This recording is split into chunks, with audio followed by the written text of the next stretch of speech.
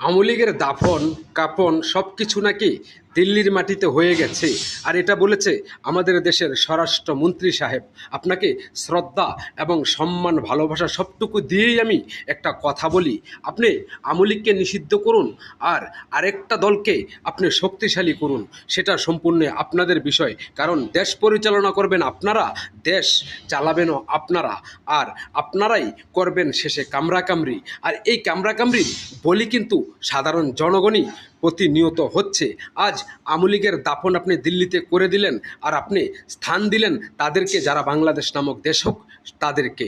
আর তারা যে এমন বিষাক্ত সাপ যারা প্রতিনিয়তই মরণ ছোবল দেওয়ার জন্য প্রস্তুত, সেটা হয়তো আপনি জানেন না, কিংবা জানে না আপনার দলের যেই সংসদ নেতা জনাব তারেক রহমান স্যার। আর তারেক রহমান স্যার একটা কথা সব সময় মাথায় রাখবেন, ওরা সেই বিষাক্ত সাপ জামাত শিবির বট বাহিনী পডাক, তারা যখন আপনাকে কামড় দিবে তখন মরণ কামড়টাই দিবে। আর আওয়ামী লীগকে নিষিদ্ধ করে আর আওয়ামী লীগের কার্যকলাপকে বন্ধ করে রেখে আপনি সবচেয়ে বেশি শক্তিশালী করছেন ওই দেশবিরোধী দেশদ্রোহী রাজাকারদের হাতগুলোকে। আর তার ছোট্ট একটা উদাহরণ, সাভারে একটা 10 টাকা দামের ককলেট বোমা ফুটিয়ে মানে তারাই এনসিবির জনসভায় তারা নিজেরাই করে এখন সেখানে নাশকতামূলকভাবে বলছে তারেক রহমান জবাব দে, আওয়ামী লীগ জবাব দে, কেন এনসিবির জনসভায় এই বোমা হামলা নাশকতামূলক আর মেটোকুলার ডিজাইনে তারা বর্তমানে যা করছে নিজেদের লোকদেরকেই নিজেরা মারবে, আর সেগুলোর দায়ভার আপনার ঘাড়ে বর্তাবে। এই কথাটা আপনি লিখে রাখুন, কারণ আজ না হয় কাল এটাই বাস্তবে পরিণত হবে।